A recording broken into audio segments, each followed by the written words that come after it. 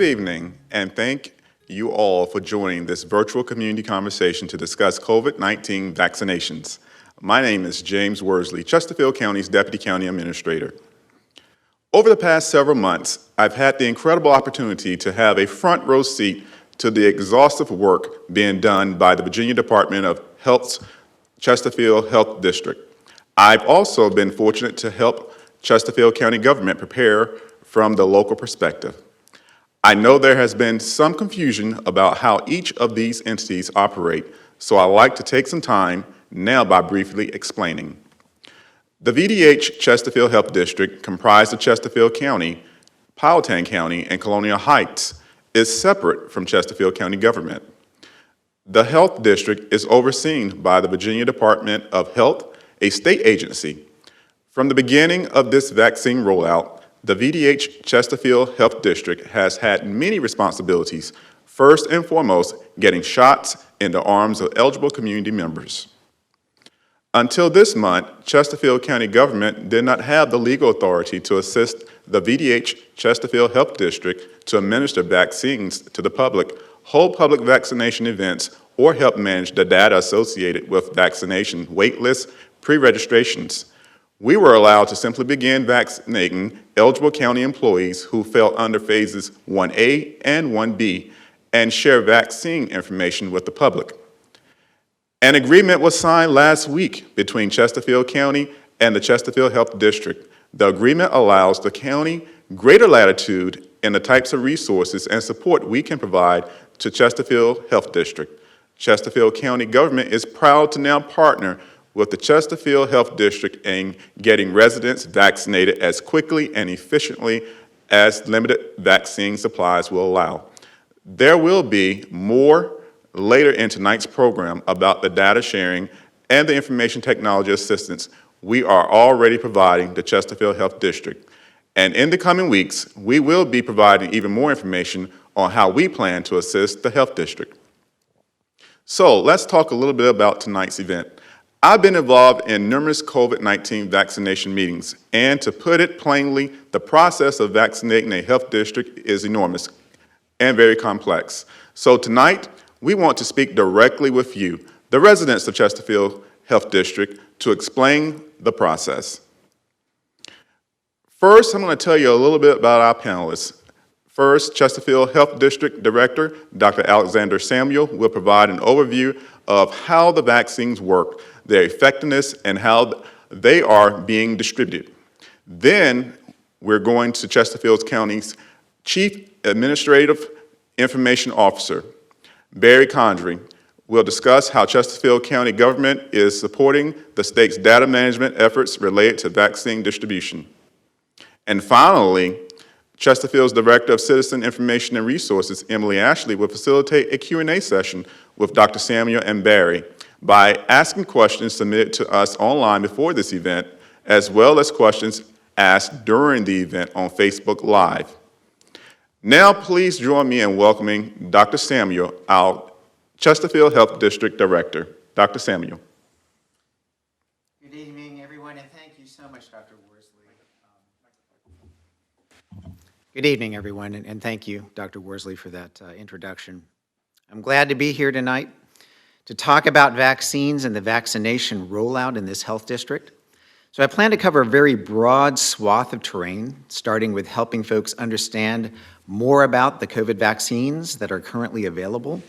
I'll then move on to the state plan for getting people vaccinated and end by talking about some promising developments by way of a new partnership with Chesterfield County that has helped immensely with improving our pre-registration list data quality. In addition to this, a new statewide call center and pre-registration system are scheduled for rollout next week. Both will make getting pre-registered and confirming that you have been pre-registered much easier. So a lot of good things are happening on the public-facing side of things. Next slide, please. So responding to the COVID-19 virus has been the largest, most concentrated public health operation in U.S. history. So I compare it to gearing up for and fighting a major war. So far, we've gone through some pretty heavy battles already. About a year ago, figuring out what this virus is was kind of our chief operation. Then putting up first lines of defense like social distancing, testing, and containment. That includes the contact tracing and case investigation work. Now we're finally able to offer the stuff that will bring this thing to an end, the vaccine. So the point of this slide is to show that vaccinations are but one part of a larger prevention puzzle. Many of these things will have to continue until we get enough people vaccinated and we learn more about the longer-term effectiveness of the vaccine. Next slide, please. So what is a vaccine? Well, they've done incredible things in protecting life. Next to safe food and clean water, they've contributed the most to extending the human lifespan. They essentially work by priming your immune system by exposing it to a germ or bits of a germ before you're actually infected by the germ. So since we're talking about COVID, here's how the COVID vaccine candidates work. They're all on that slide there. Starting at the top left-hand corner, let's look at the genetic code vaccines. So these vaccines introduce an instruction manual composed of genetic material called RNA or DNA. This instruction manual tells your cells to start churning out a protein normally found on the outside of the virus. When your body senses that viral protein, it activates an immune response. So you've probably heard of the Pfizer and Moderna vaccines. Both of those are mRNA or genetic code vaccines. These are, of course, right now currently the only two types of vaccine available. The viral vector vaccines, which is in the top right-hand corner, they use a different technology. They use a virus as a vector or delivery mechanism to introduce a bit of coronavirus genetic material into cells, which your immune system then learns to identify and overcome.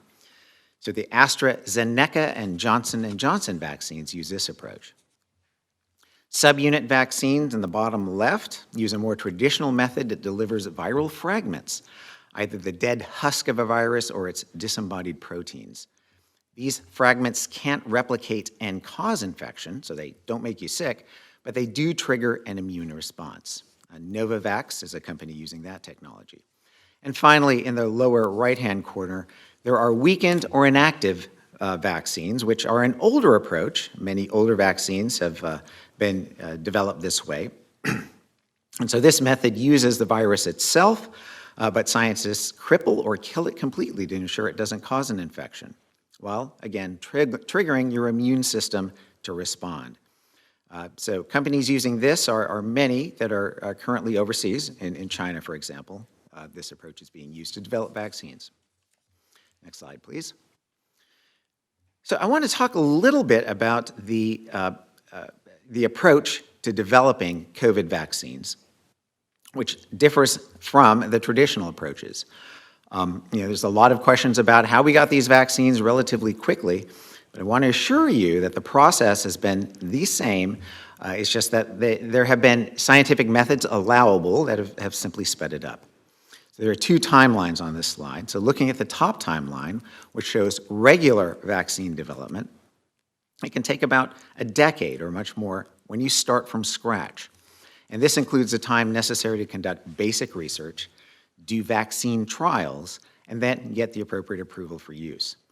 Now, COVID vaccine development was accelerated in the following ways. So looking at the bottom timeline, at the bottom of the slide, a lot of the preliminary background science was already available from studying other diseases caused by other types of coronavirus, like the viruses that cause SARS, or sudden acute respiratory syndrome, or MERS, Middle East respiratory syndrome. The overall time frame for the clinical trials was reduced because the time frames for the individual phases were overlapped.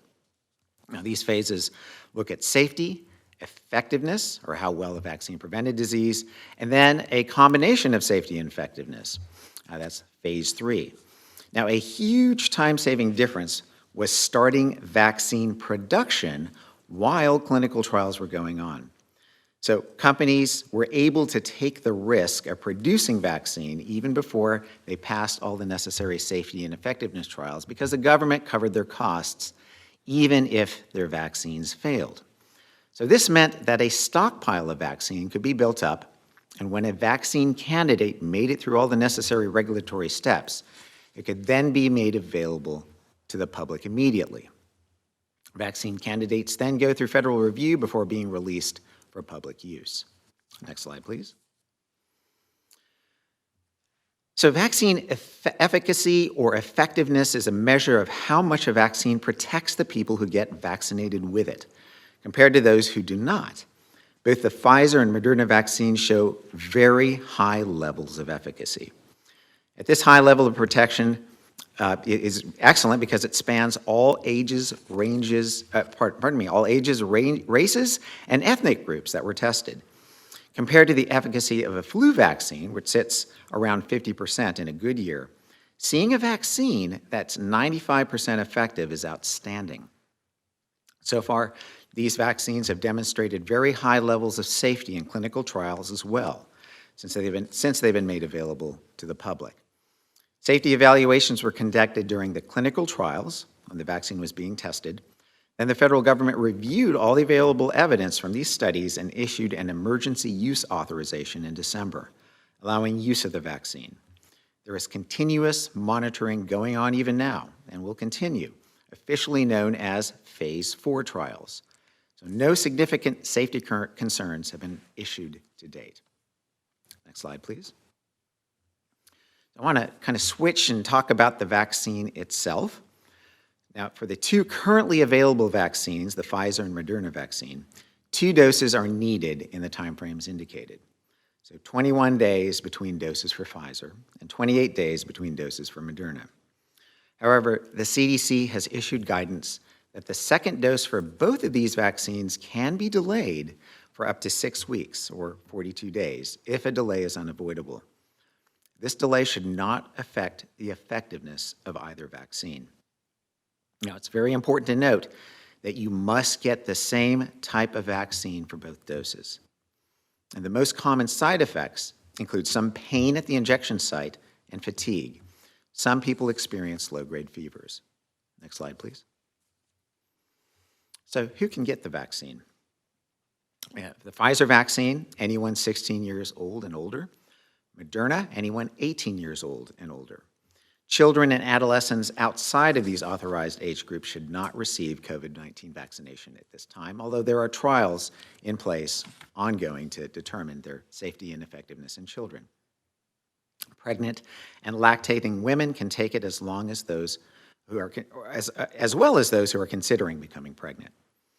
So there are very few medical reasons that should prevent you from receiving the vaccine. However, it is always the best course of action to consult with your healthcare provider if you have a medical condition.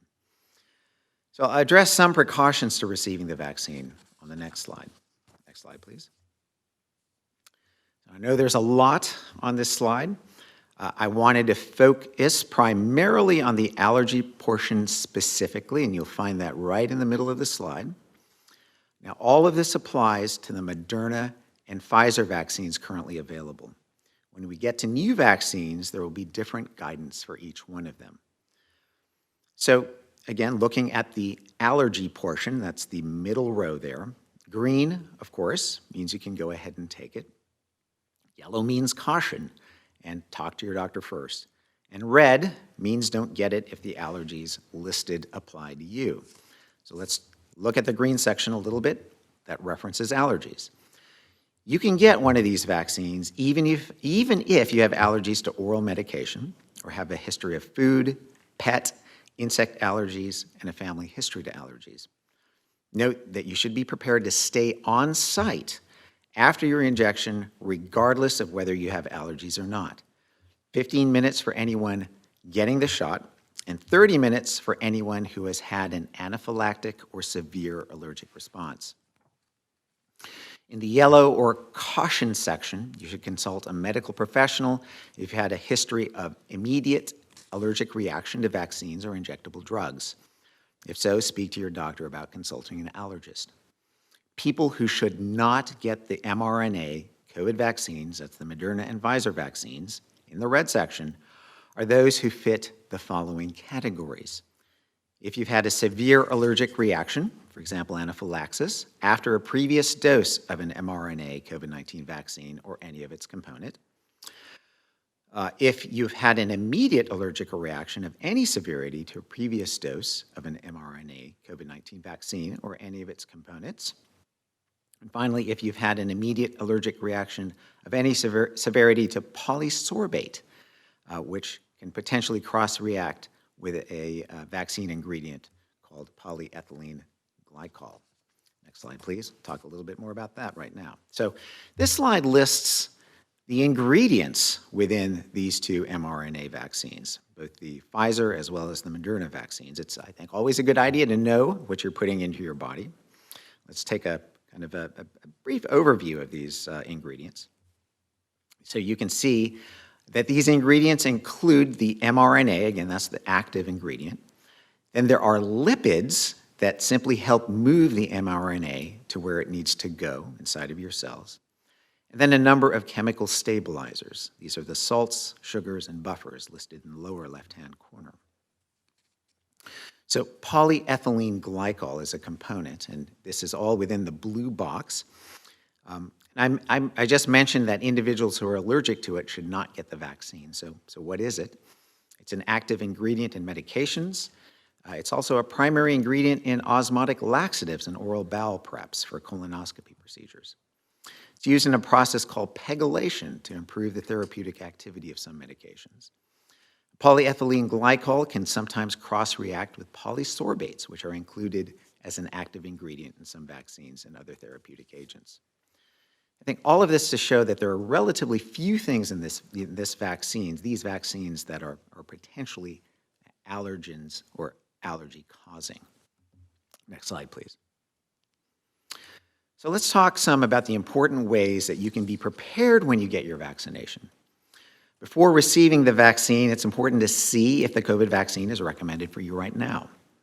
Learn as much as you can about the vaccines. There are a number of resources available online and elsewhere, and learn more about the benefits of getting the vaccine. And when you get vaccinated, wherever that might be, wear your mask to your appointment. And after your shot, you should receive a vaccination card or printout that tells you where you got your vaccine and the date you received it, and where you received it. Next slide, please. After being vaccinated, remember that you will need, again, 2 shots in order for them to work. There is a product called vSafe, which is a free smartphone-based tool that checks in with you after you receive the vaccine. It also provides second dose reminders. And be aware, you might have some side effects, as I mentioned earlier, which are normal signs that your body is building protection. Contact your healthcare provider if you're having side effects that concern you. Now, I do want to note that we are improving our processes to be able to make second dose appointments more conveniently. Our early registration system simply didn't allow much for advance notice, so our scheduling teams would call folks 2 to 4 days before we had an available vaccination event. This will improve as we integrate a new scheduling system called PrepMod into our operations and expand into other larger scale vaccination venues. As of today, we're able to make second dose appointments 7 to 10 days before we're able to give a shot. Individuals will be notified by email if they provided an email address or by telephone if they did not. Once we have more large-scale locations secured, we intend to schedule second doses at the same time someone receives their first dose. Next slide, please. All right, so the million-dollar question is, will life return completely to normal after you get your vaccine? I'm afraid not yet.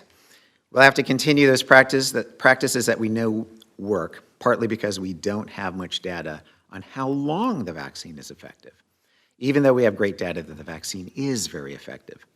The effectiveness of some vaccines wane with time. We don't yet know about the COVID vaccine. We're also waiting for better evidence about whether vaccinated folks are at any risk of spreading COVID, even though they don't get sick with COVID. We don't have enough data about the potential for asymptomatic spread, even from someone who has been vaccinated. This is a very tricky virus that way. So ultimately, when enough people get vaccinated, which we currently believe will be around 70% of the population, we hope we will reach herd immunity, which means that there are enough vaccinated people who can't catch COVID that anyone who has it and is infectious has nowhere to spread it, effectively snuffing out the flame before it spreads. Next slide, please. Talk a little bit about vaccine distribution basics and then move into the vaccination plan. Vaccines are developed, of course, by pharmaceutical companies, and transporting the vaccine is handled by Operation Warp Speed to states. In Virginia, the Virginia Department of Health is currently responsible for allocating a very limited supply of vaccine to localities, who would then, of course, manage vaccine administration. So who distributes vaccine at the locality level? For the initial phase of vaccine rollout, which was aimed at healthcare personnel, the primary recipients were hospital systems and health districts. The original plan was predicated on healthcare systems managing the heavy lift of vaccinating 1A individuals, with health departments serving in a support role. So there had been various response by health systems across the state based on capacity. In the central region, which includes the Metro Richmond area, health departments have had to assume the primary role of vaccinating healthcare personnel not affiliated with healthcare systems. Now, there is a growing list of pharmacy partners and providers to whom we can distribute vaccine to dispense. We're also working with local governments who are able to vaccinate employees who fit the essential worker categories. So how do we determine who gets vaccine? Expecting that vaccine supplies would be low in the early stages of rollout, the Advisory Committee on Immunization Practices, or ACIP, which is a federal entity, established priority groups based on the risk of adverse events from contracting COVID or the risk to critical infrastructure in the event of widespread employee exposure or illness. The broader 1A, 1B, and 1C groups were established, and the Virginia Department of Health further defined who would be eligible by subcategory.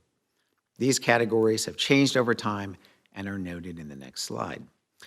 Ensuring a consistent vaccine supply has been a significant challenge and hasn't kept up with the accelerated pace health departments have been tasked with to move through the phases. Next slide, please. So this graphic shows the early phases of vaccine eligibility in Virginia. Vaccinating phase 1A individuals began in mid to late December, primarily through hospital systems, local governments, and health departments targeting 1A healthcare personnel. With regard to residents and staff of long-term care facilities, there's a federal partnership involving Walgreens and CVS, who began sending staff into long-term care facilities to vaccinate that very vulnerable population. Movement into 1B started on January 18th, with the governor announcing the transition the week before. This opened eligibility up to half the state's population. Health districts have latitude in directing vaccines to specific populations based on vulnerability, because we have such a limited supply of vaccine right now. Next slide, please. So the state of Virginia is receiving a very limited weekly supply of vaccine due to reduced overall supply. The state is receiving between roughly 110 to 130,000 doses per week. That's for the whole state. Doses are allocated to health districts based on population size. So this health district is receiving a total of 4,522 vaccines a week, which has been the case for the past 3 to 4 weeks. So the basic rationale is that health districts would have a pretty good idea about how to allocate this very limited supply based on need. So current estimates are that we could be 4 to 6 weeks away from improved supply. So in the middle of this slide, you'll find the breakdown of how this week's allocation will be distributed by population group. We settled on these groups either because of vulnerability to adverse outcomes or, again, the critical nature of the work these individuals perform.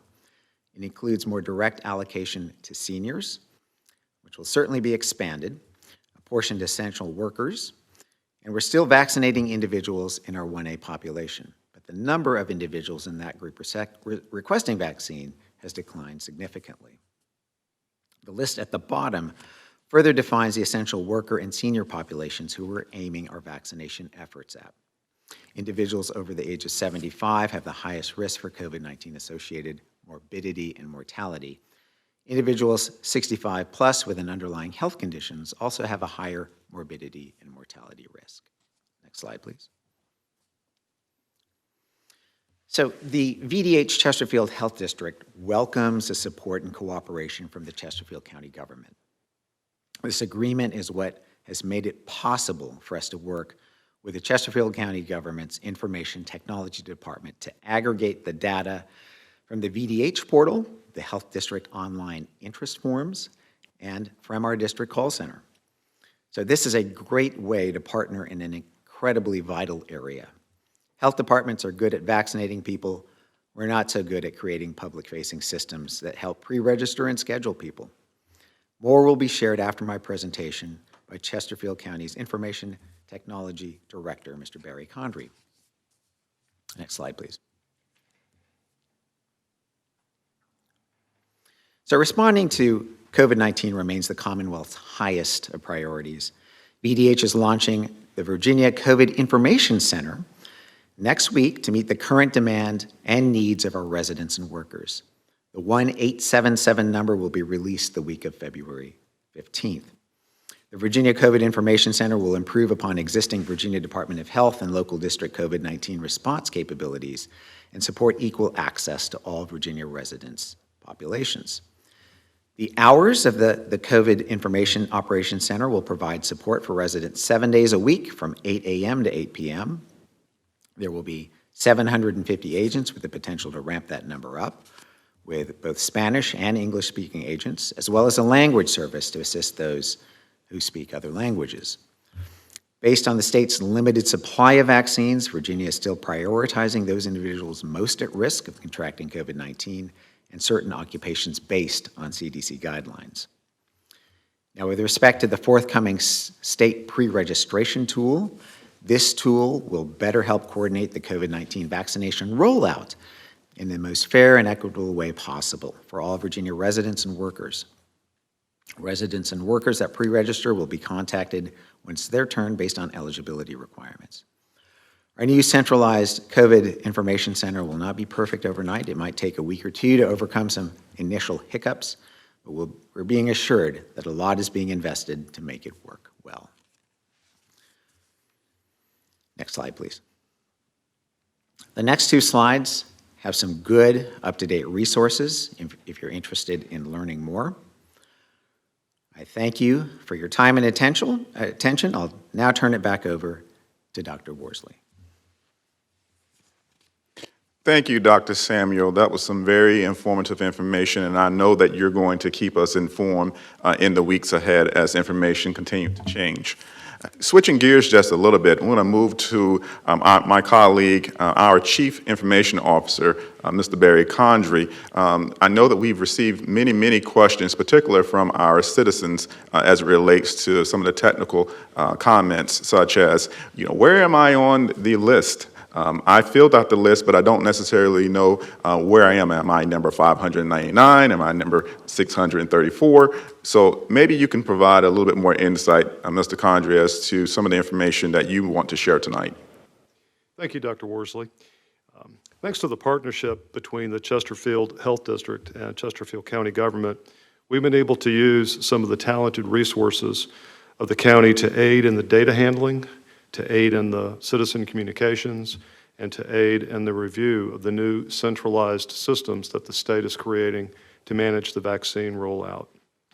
The first thing we had to do was manage the data, and there was a lot of interest expressed through the Google form, through the original survey that was put up by the Department of Health, as well as the call center.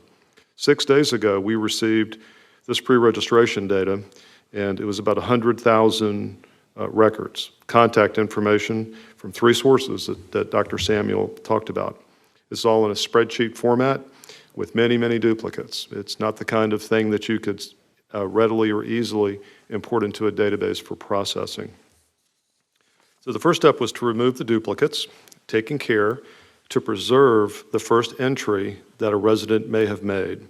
So if you went to the registration system and registered multiple times, we removed all the later registrations that were duplicated, and we kept that first one. That allows us to use the date of that pre-registration as a selection criteria later as we build cohorts and pull data out of the state system. From the initial load, we had isolated around 66,000 residents that had submitted their data, and about an additional 4,500 that had only left a phone number. Primarily, the phone numbers were left from call center contacts. So the second step was to format the data. We had to move the fields around, match them to the state requirements for their new centralized pre-registration system that you heard Dr. Samuel mention at the end of his presentation.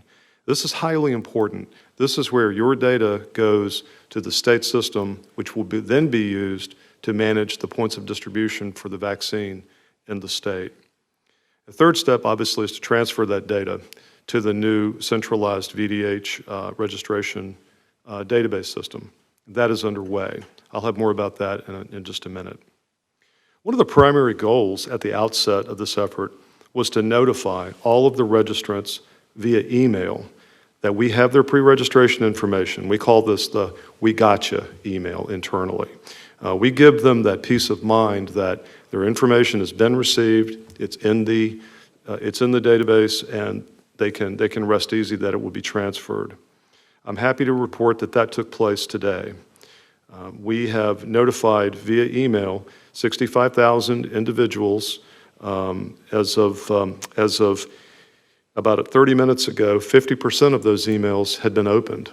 So with a 50% open rate after about 4 hours, that's actually really, really good. We're very happy about that. Those emails started going out about 2:30 and finished about 3 o'clock. Now, please remember that one email may cover an entire family. The way this data was collected, if you registered your family, you gave one set of contact information, it might have covered 4 or 5 family members. Or you may have used the same email to register your elderly mother and then your elderly father and then an uncle. So you may only receive one email for all of those, but it is a sign that we have your information and you're in good shape. The Chesterfield Health District continues to collect data via the online form, and they're providing us that data, and we're going to handle that deduplication and the cleaning of the data and the email notifications moving forward. The email notifications that we have sent are for people who have registered as of noon on Wednesday. So if you have registered in that Chesterfield Health District system, that Google form system, after Wednesday at noon, you're not going to get an email yet. You'll probably get that email tomorrow, or you'll get it Saturday, or you'll get it Monday. It takes time to take the data, to remove the duplicates, and to clean it. So if you have registered after Wednesday and you don't have an email yet, don't worry, we've got you. You will get a confirmation email coming up shortly. Now, if you've already received the vaccination, and you will still get an email, perhaps you received the vaccination through some other method, through a private provider, and you signed up and you registered with the Chesterfield Health District, you will still get an email from us. And it's important that you take a moment to read this email. Please don't ignore it. The email is going to have other relevant information. It will have links that you can use to Virginia Department of Health sites. It will have information about possible scams and other information security alerts for you. So you want to take a moment and read that email. We also have approximately 4,500 telephone-only contacts that were left, as I mentioned. Also pleased to report that those contacts should be receiving or have received a similar message via a pre-recorded message from Dr. Samuel. We sent those out through our emergency alerting system today, starting at about 4:30. And it looked like those messages were going to be delivered probably by about 8 o'clock. So if you haven't received yours, it should still come in, and you want to listen to that message, and Dr. Samuel will have some information for you in that. But this is the same idea. It's just to let people know that their information has been received. Now, for residents that may have challenges with technology, maybe they don't have access to the internet or they don't have a smartphone, if all they have is a telephone, they can obviously call the call center. But we would encourage people to try to find their way to a Chesterfield County library. The librarians and the staff in the Chesterfield County libraries are prepared to assist with registration information if they need to go into the pre-registration. later if they need to access the state systems to verify their information, or if they simply need to ask a question. The Chesterfield County Libraries are there to help. So the Chesterfield Health District form, that has been used to build the wait list will be retired soon, and the new state centralized pre-registration system will be used in its place. This will happen sometime over the next week. As Dr. Samuels indicated, they're still trying to, stabilize the new system so that they can launch it statewide. It's going very well. I think everyone is going to really appreciate the elegance in this system. And you can monitor 2 websites for more information moving forward. You can monitor VDH, as in Virginia Department of Health. It's vdh.virginia.gov, or you can monitor vaccinate.virginia.gov for more information. If you do go to the existing Chesterfield Health District site, you may see a different link coming up in the next few days as the existing Google form is retired and a link to the new state registration system replaces it. The system has been in development for a couple of months now at the state. We're talking about the new pre-registration system now. Chesterfield County government resources have reviewed the new pre-registration system. We were provided early access to both the resident pre-registration side of the system, as well as access to the back end where the data will be kept and where the dashboards are and where we can download list of residents. We examined it for usability, we examined its format, we examined it for mobile access and other aspects. All of this feedback was provided back to the development team. This will be the system that the Chesterfield Health District uses to download contact information, and my group and IST will be in a support role for them as they do that. The State Chief Data Officer, Carlos Rivera, who works in the governor's office, has partnered with us on this. It supports, he has provided many tools for us for this, and we're in constant contact with him. The new system will support both email and text notification. So if you go online through that system and have to register for phase 1C or phase 2, for example, you'll instantly get an email or a text message to confirm your information. The transfers to and from the state VDH entities have been conducted through encrypted channels. They've been used in systems that are designed and certified for government use. So I want to assure you your data is safe. All of these transfers have been very mindfully taken, and residents will be able to easily confirm that their information is in the new system. Once the system is stood up, you'll simply go to the landing page for it and search for your name by phone number or by email address, and it will tell you whether you're registered or not. Residents will not need to re-register. This is a key point. If you get an email from Chesterfield County Health District or you get a phone call from Dr. Samuel saying that we've got your information, you do not need to re-register. You simply need to go online. You might want to go online and verify and make sure that you know where the system is. We have also been provided access to training on the registration and scheduling system known as PrepMod. This will be a very important tool to the state health department as well as the local health districts.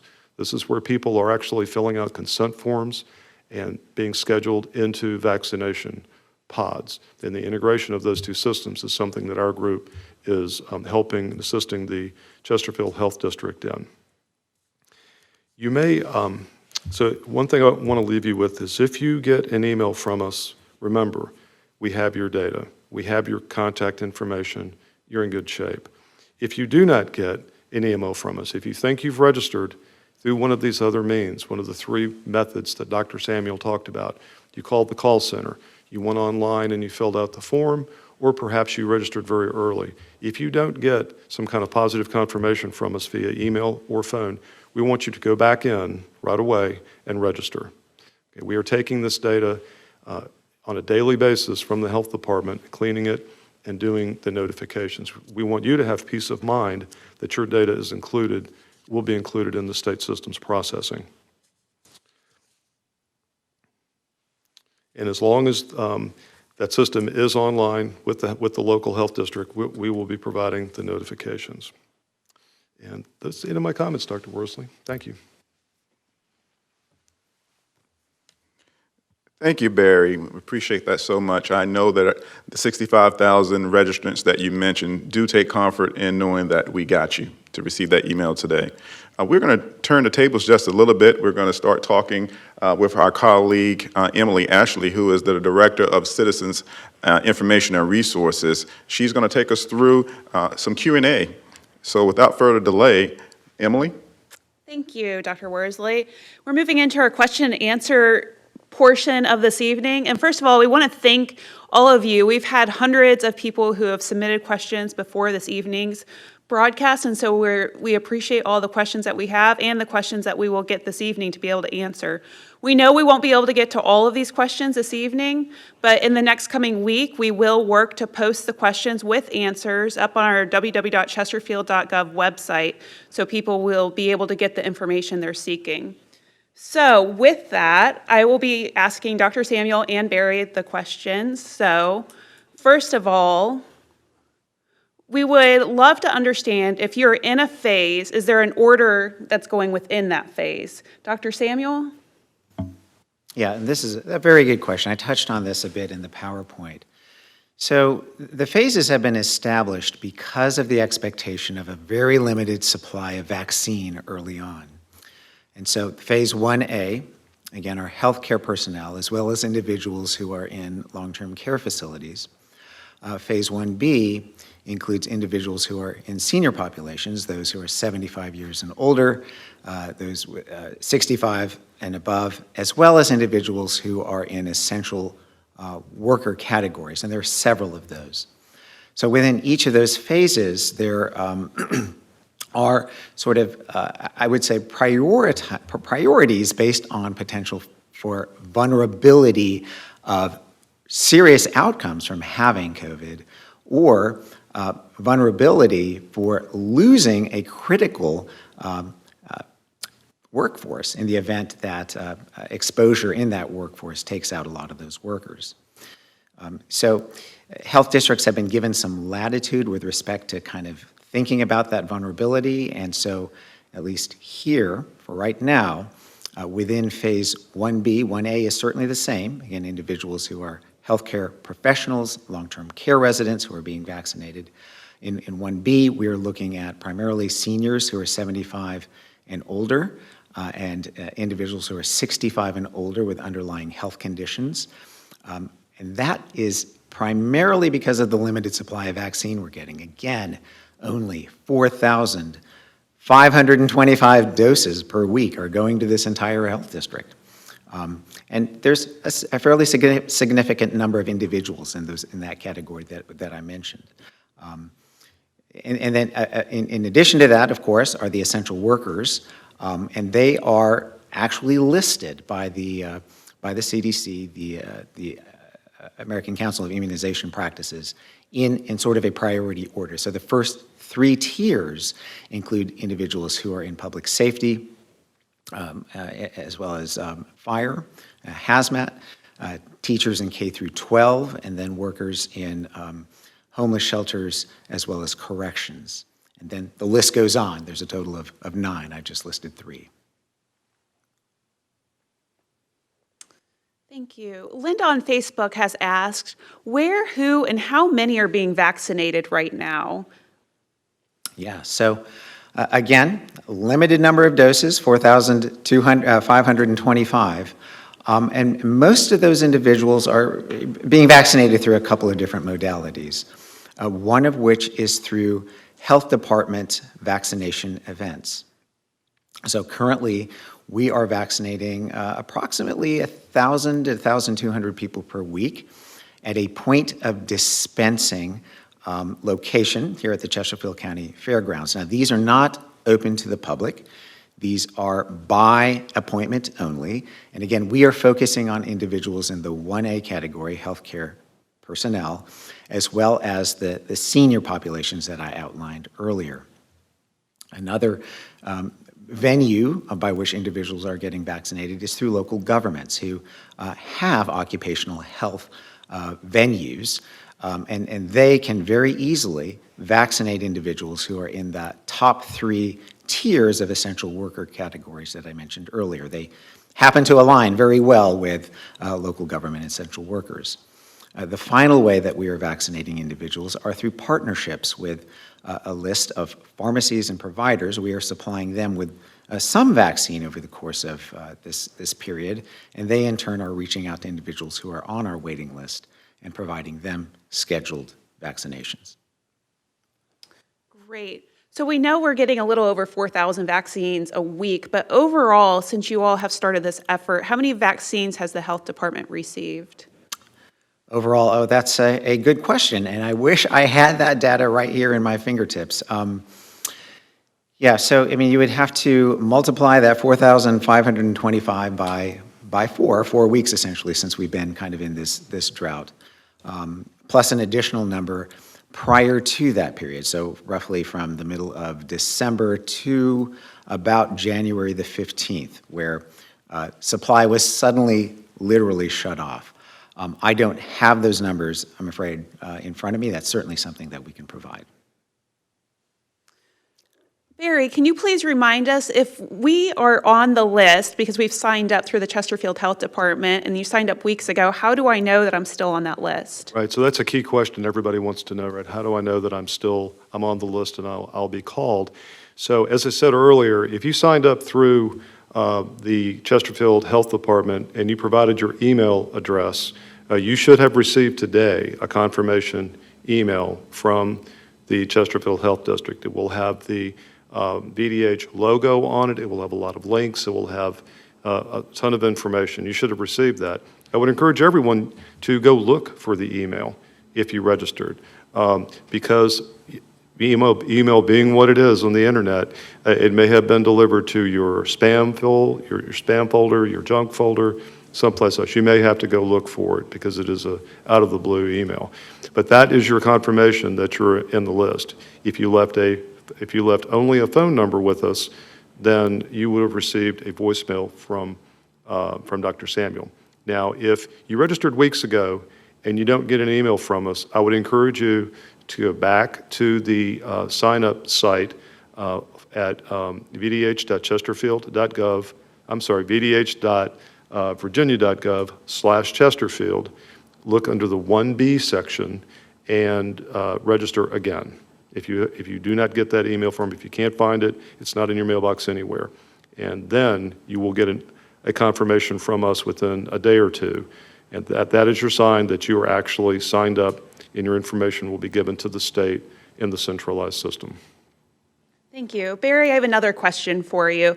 If I'm not a tech-savvy person, or I don't have internet access, or I don't have an email address, is the best thing to do to be able to call in to talk to a person, or I can also go to a Chesterfield County location for that too? Correct. You can go to a Chesterfield County library, and the librarians are prepared to help you with the sign-up. If you don't have an email address, you can still sign up using your home phone, and you'll be called. Dr. Samuel talked about the call center that the state is standing up. That call center is actually going to take care of outbound calling as well for citizens that do not have access to the internet, do not have an email. They'll be making outbound calls to contact people for scheduling purposes. Thank you.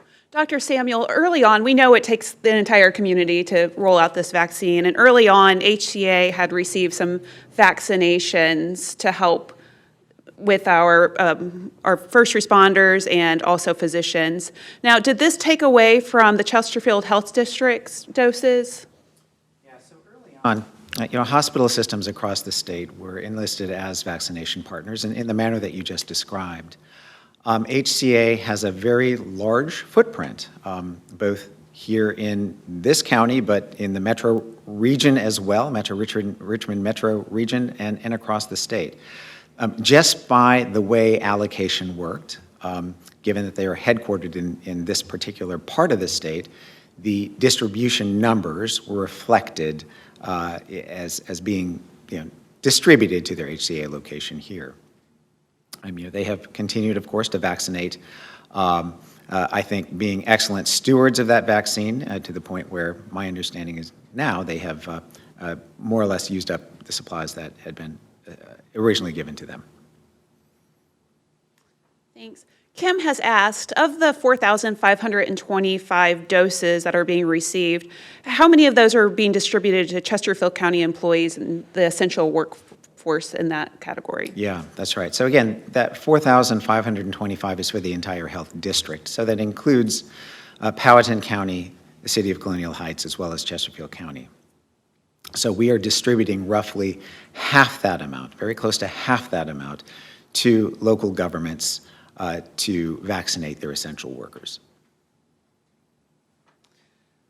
We've heard many times that people are just showing up with those that are eligible and just being given a vaccine because they're there with no appointment. Is there a way that we are going to be more firm about that, or can you confirm that that's happening? Yes, that is not the normal process. Unfortunately, we did have one episode very, very early on when that did happen. The process has since been rectified. So an individual who is on the waiting list and is eligible is reached out to and registered. When they are officially registered and given an appointment time, their names are placed on a registration list. That list is taken to the pod, the point of dispensing at the fairgrounds, and used essentially to screen individuals prior to their arrival. So only those who are on that registration list can get vaccinated, and that's cross-checked multiple times. Thank you. Can I go anywhere in the state to be vaccinated, or can I only be vaccinated in my home location, in my home health district? Well, that's actually a very good question.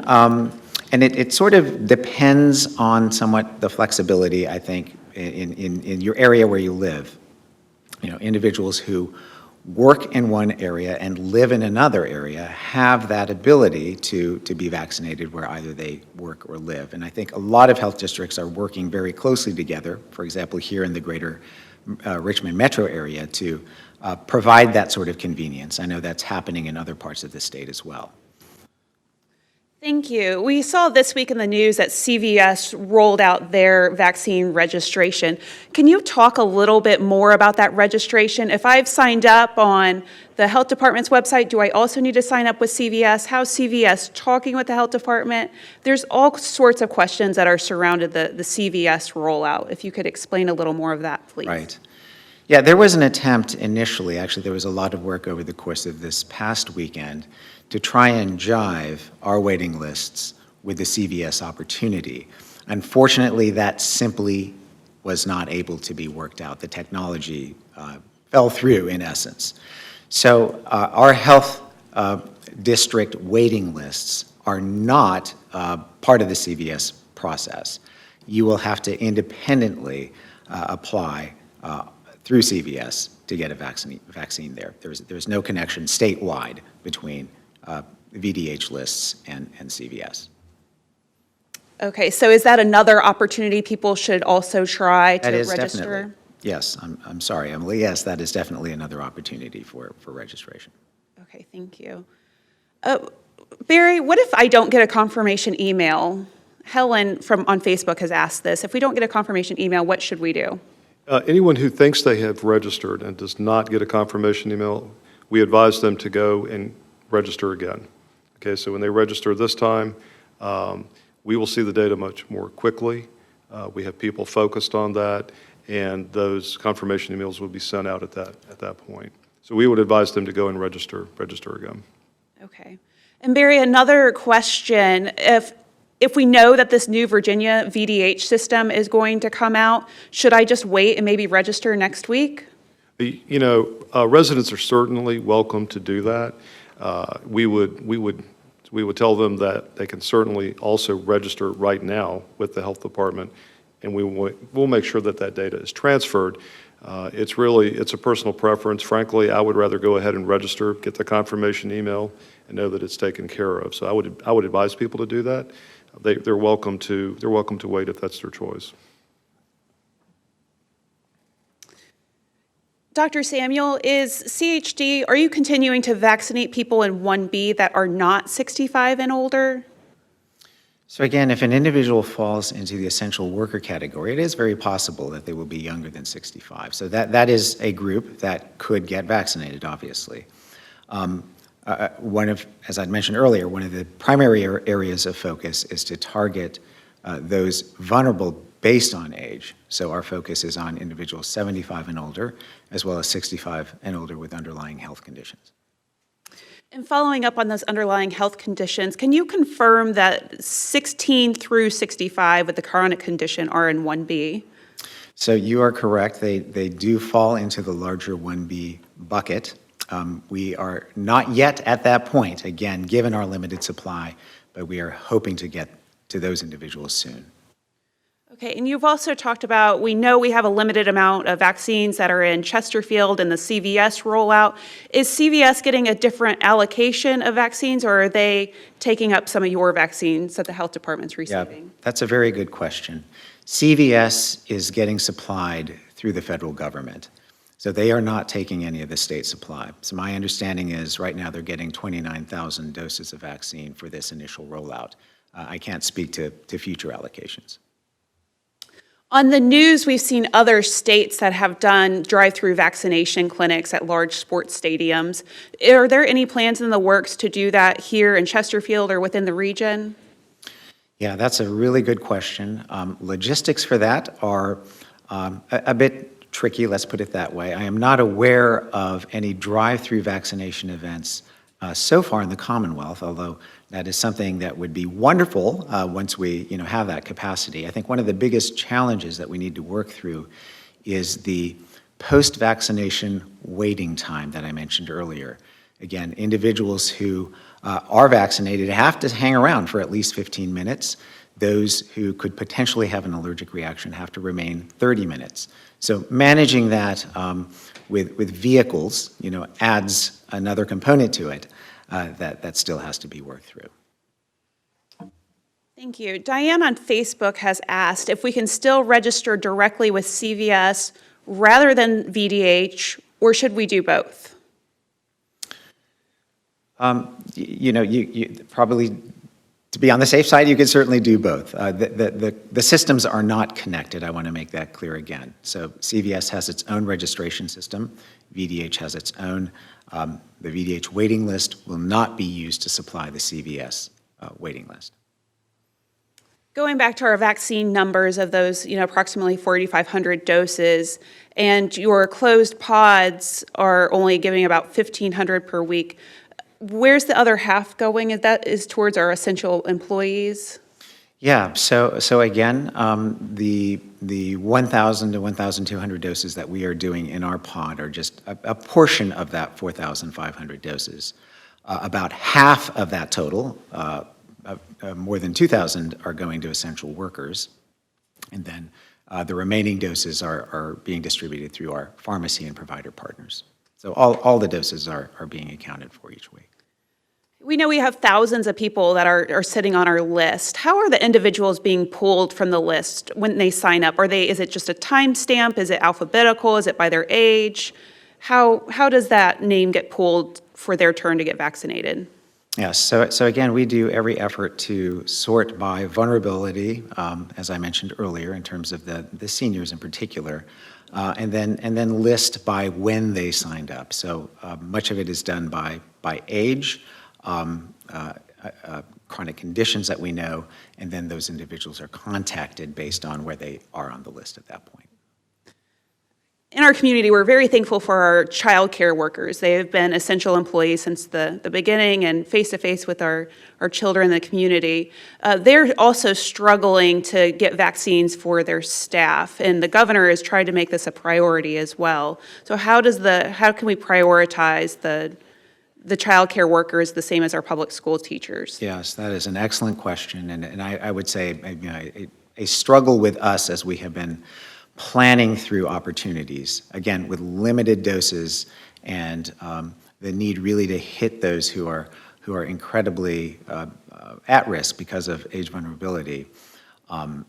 Sadly, many of our child care and teachers outside of the public school system have not been adequately offered vaccine.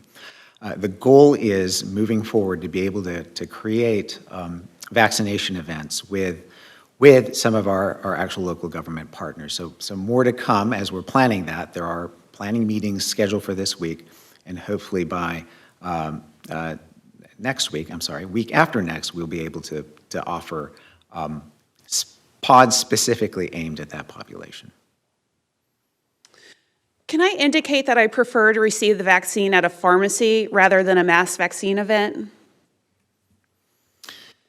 That's a really good question. Given, I think, the challenges that we have with collecting and managing basic information, it would be very, very hard to be able to offer that sort of option for individuals at this point.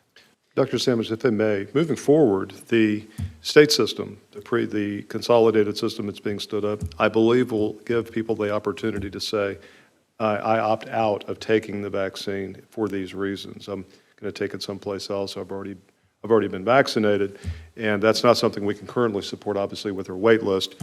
But the state system, once it's stood up, PrepMod, should allow people to go in, and it's important for us to understand that people have declined that opportunity for whatever reason, so that we can make sure that that opportunity is made available to someone else. So, thank you. We've had several people that have asked the question tonight and also in our pre-event forms that are very worried. They received their first shot, but they're worried about their second shot. They don't have an appointment, and they want to make sure that they can be guaranteed that they're going to receive that shot, and when is their appointment going to be coming? Right. Yeah, I spoke a little bit about this in my presentation, and certainly can understand the concern.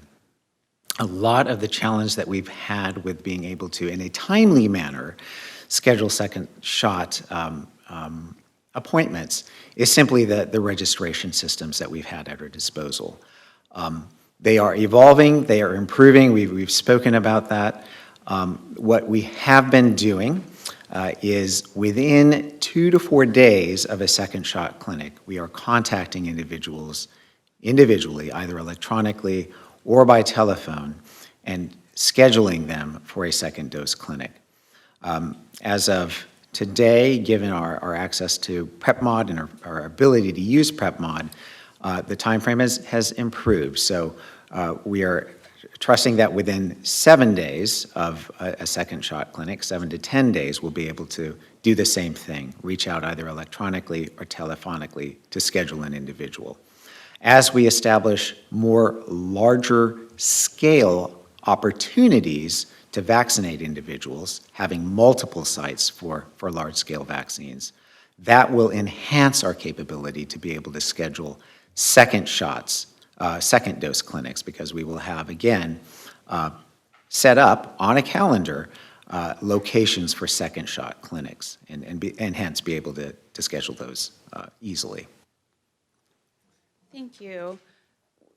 Kind of diving into some data and details of specifics about, do you know about what percentage of the people who are registered are over the age of 65? I would definitely say a fair number, by far the majority. Again, we are vaccinating only those in the 1A category, which has tapered off significantly over the past 2 to 3 weeks. So the majority of those that we are seeing in our vaccination pods are individuals who are 75 and then 65 and over with underlying health conditions.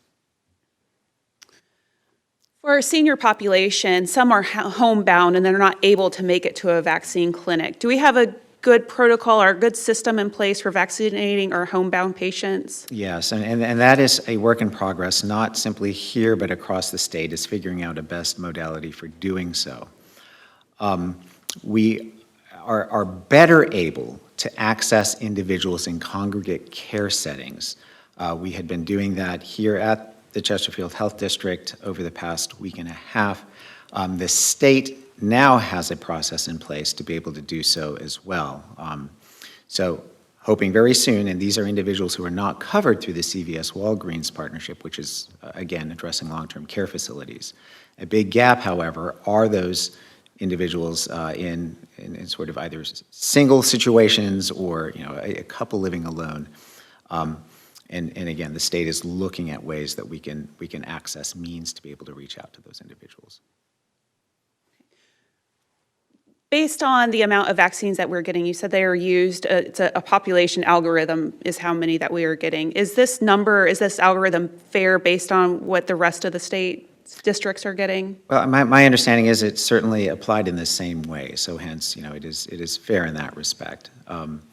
We are receiving no more by way of population than any of our surrounding counties, and we're all, I should say, working in close concert, myself and my local health department leaders in the greater Richmond metro area to think about eligibility criteria and means to pool vaccines if necessary, and hence be able to vaccinate, in a more efficient, effective manner. We know that CVS is getting the federal supply, but are there other pharmacies that are in Chesterfield that are getting some of our 4,500 doses that you've partnered with? Yes, there are. There are a small number of pharmacies and providers who have agreed to accept individuals off of the waiting list and conduct outreach to those individuals and provide that service of scheduling. So one of the mechanisms that had been in place prior to the shortage of vaccine was to really use a broad base of pharmacies and providers. That is actually the plan moving forward once supply reaches a point of stability. So we're using it in small part now. Eventually, that is the way most people will get vaccinated, through your doctor or a pharmacy. Barry, if I made a mistake when I entered my form and I want to change it, how can I do that? Because you said that a new record won't be deleted. How do I change my information? Right, so we will take out any duplicate information like that. If somebody did make a mistake, if they misspelled their name perhaps, or something else, their best bet is to wait until the state system, the centralized pre-registration system, is live, and then they'll be able to either go through that system and change their data, or they'll be able to call into the consolidated call center that Dr. Samuels mentioned and have those operators change their data for them. Thank you. Dr. Samuel, if I go to a vaccination event, can I choose if I get Pfizer or Moderna? That's a really good question, Emily, and unfortunately, no. And that's simply by virtue of the way allocations are being offered. Effectively, the vaccines are as efficacious. 95% is what I had mentioned in my slide. Safety profiles are very similar. But based on allocations, there's really no way that we can sort of offer an option to an individual. The other risk is you have to receive the same vaccine for your second dose. What we don't want to do is mix vaccines at any given event. We know that Chesterfield teachers have had closed pod events to make sure that all of our teachers are vaccinated, but the governor's office says that childcare providers should be able to also be open at those events. Why is Chesterfield different? Well, I think it was primarily a matter of convenience and access. Chesterfield County has that wonderful resource, which is the Employee Medical Center, and hence we're able to vaccinate their own employees. Again, as I had mentioned, the struggle that we have had is being able to provide enough pod opportunity, pod slots, pod schedule slots to be able to vaccinate kind of beyond, again, the priority categories of age right now. And we're, again, hoping to rectify that soon. Linda on Facebook has asked, when will the website update the data on the number of vaccinations per day?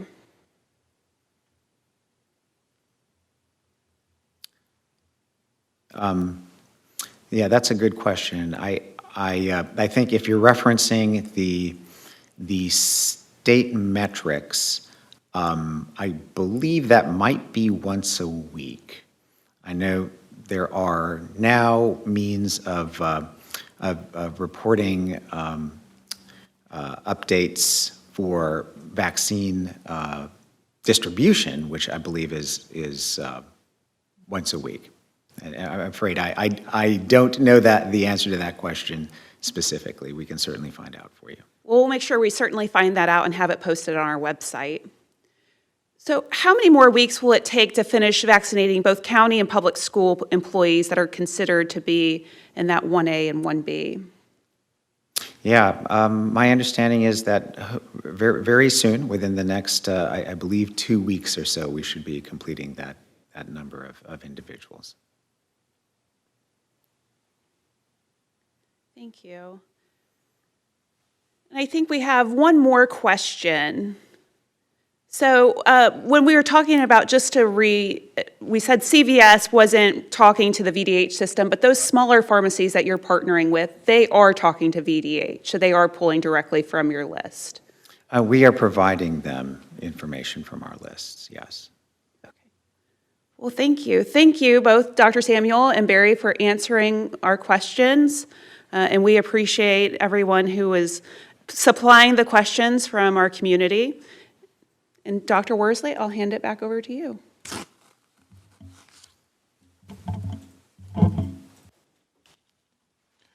Thank you, Emily. I certainly appreciate that. It's been a great discussion on tonight. Just want to start out by saying again, thank you to our panelists tonight. Emily, Barry, Dr. Samuel, we appreciate you being here and all of the content that has come in on social media, the great questions for our discussion. Many of us have a profound sense of optimism now that these vaccines are available, but inoculating everyone in our community able to receive a vaccine will take some time due to the extreme limited supply of the vaccines that are available.